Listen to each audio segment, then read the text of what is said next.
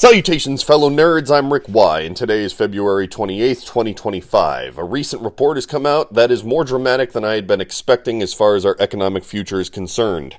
The report indicated a rapid economic downturn in quarter one of 2025, which could indicate a looming recession.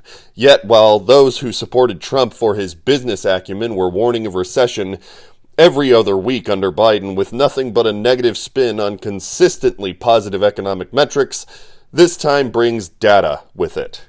As such, I thought I would do a little dive into just how good a businessman Trump actually is, why leading a country like a business is not actually a positive strategy when you live in a democracy, and why current data trends are telling us we are in for quite an economic pummeling. So, if you dig news, history, or humorous American hogwash, consider dropping a blue heart in the comments and liking the video.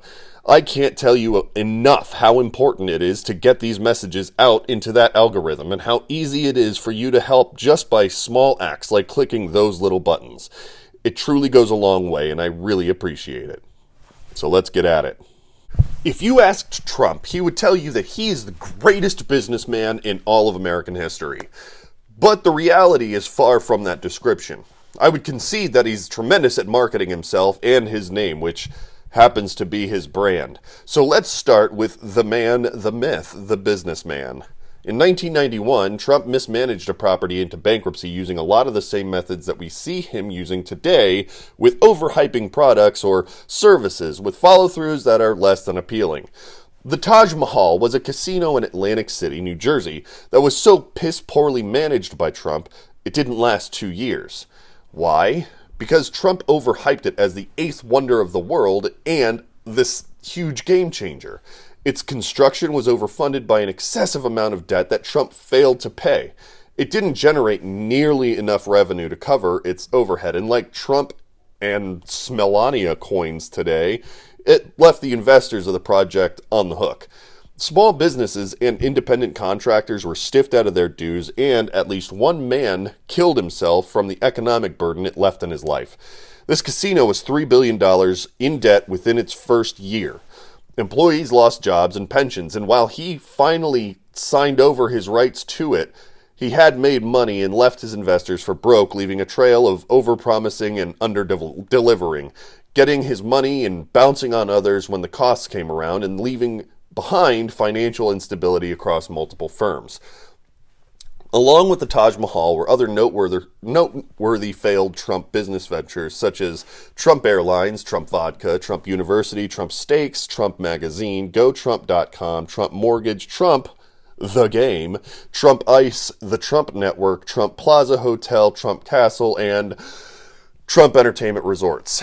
There was even a failed Trump fragrance line, which I can only assume has the bouquet of a fine soiled diaper.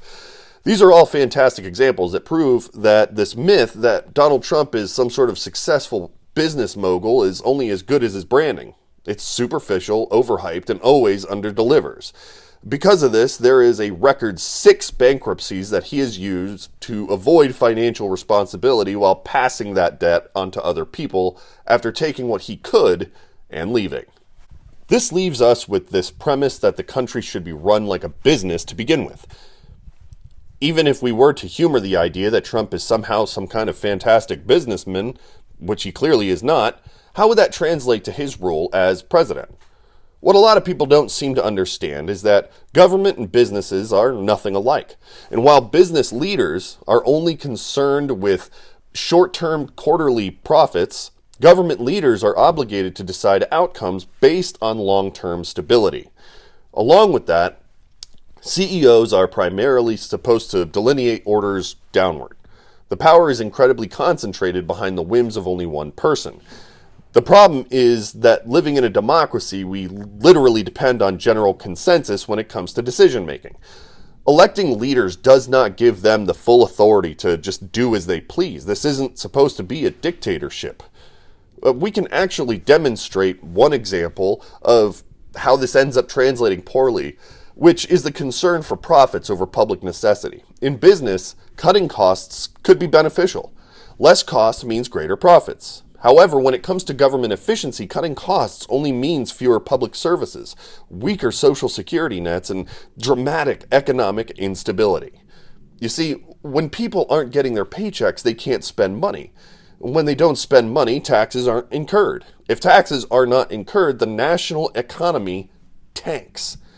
While not a difficult concept, it is an important one that so many have seemed to have forgotten.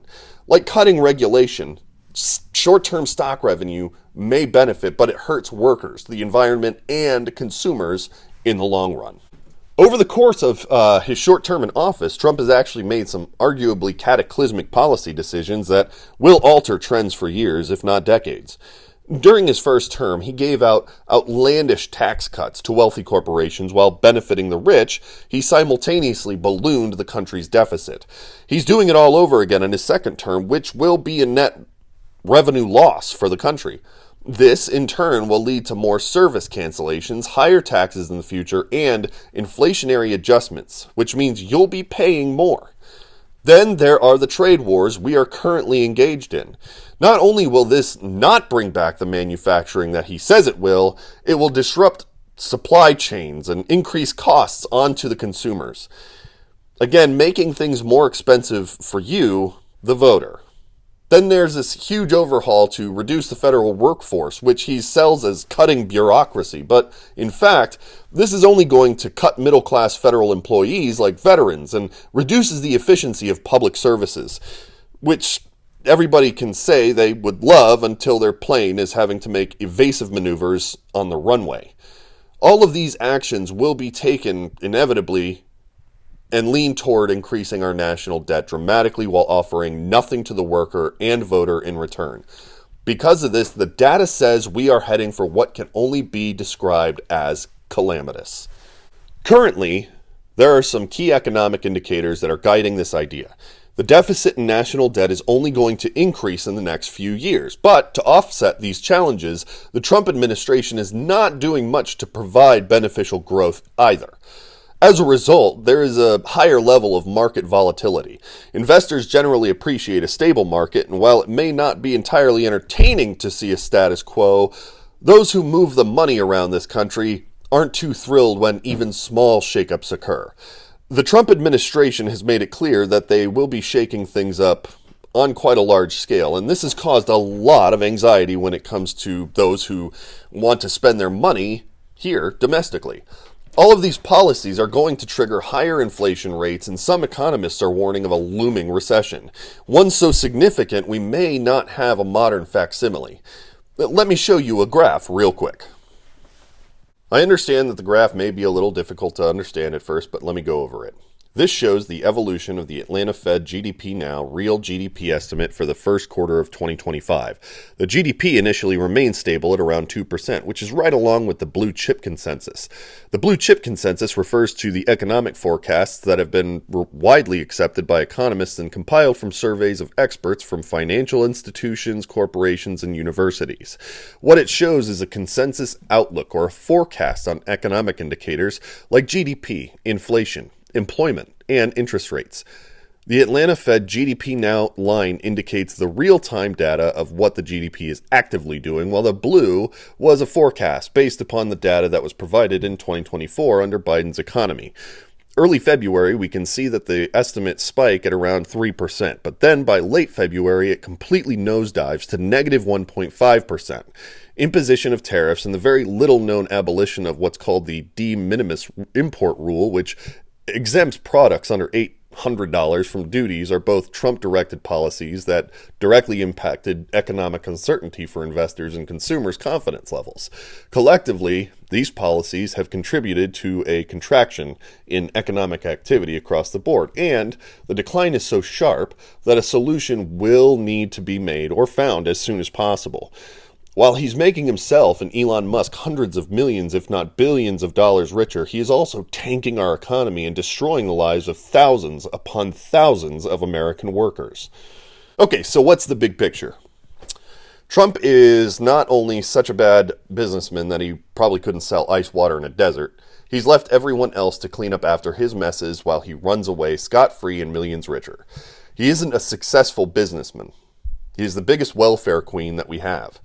He has squandered his companies while raking in tons of bailout tax dollars. Now, awarding billions in contracts to Elon Musk, his most influential government employee, without a second thought. Meanwhile, fleecing the Treasury and Americans of entitlements that they have paid into over their entire lives. A country is not a business. It requires long-term vision, public investment, and democratic, not authoritarian leadership, where consensus draws more minds and solutions to the challenge. That doesn't seem to interest the current administration, and unfortunately it suggests that we are on our way toward actual financial recession. What do y'all think? You think the country should be run like a business, or can we actually concede now that may actually be a dangerous myth sold to you by those who stand to take your money? Let me know in the comments below, and don't forget to like, subscribe, and try and drop a little blue heart in the comments for me. Y'all come back now. You hear?